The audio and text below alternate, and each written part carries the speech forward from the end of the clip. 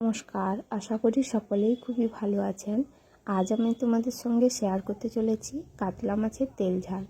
প্রথমেই আমি কড়াই গরম করে তাতে তেল দিয়ে মাছগুলো দিয়ে দেব। মাছগুলোকে আমি প্রথমেই ভালো করে ভেজে নেব।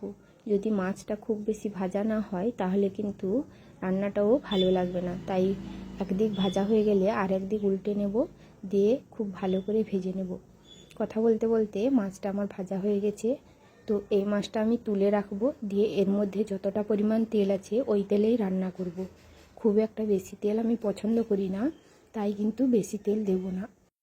দুটো বড় সাইজের পেঁয়াজ কুচোনো, পেঁয়াজটা অল্প ভাজা হলে কাঁচা লঙ্কা 3টে এবং টমেটো কুচি। কাঁচা লঙ্কার পরিমাণটা তোমরা বেশি চাইলে কিন্তু দিতে পারো, আমি খুব একটা ঝাল খাই না তাই অল্পই দিয়েছি। তারপরে বেটে রাখা সরিষা, আদা, রসুন একসঙ্গে বেটে রেখেছিলাম, ওটাই দিলাম। এর মধ্যে 1 চামচ নুন, 1 চামচ হলুদ, অল্প পরিমাণ লঙ্কার গুঁড়ো দিয়ে ভালো করে এটিকে কষাতে হবে। যতক্ষণ না পর্যন্ত তেলটা ছাড়ছে মশলা থেকে ততক্ষণ এটাকে কষাতে হবে। আমার মশলা থেকে তেল ছেড়ে দিয়েছে, বুঝতেই পারছো কষানো হয়ে গেছে। মানে তোমাদের আর একটা কথা বলে রাখি, মশলাটাকে কিন্তু খুব ভালো করে কষতে হবে, না হলে কিন্তু সরিষার যে একটা তেতো ভাব ওটা কিন্তু থেকে যাবে। মশলা কষা হয়ে গেলে এর মধ্যে কিছুটা পরিমাণ জল দিয়ে দেব। ওই জলটা ফুটতে শুরু করলে মাছগুলিকে দিয়ে দেব।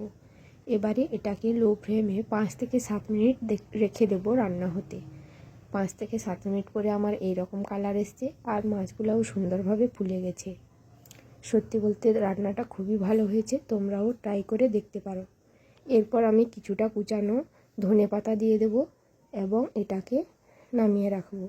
আর আমার এই রান্নাটা যদি তোমাদের ভালো লাগে তাহলে কিন্তু তোমরা এই চ্যানেলটিকে অবশ্যই সাবস্ক্রাইব করতে ভুলবে না।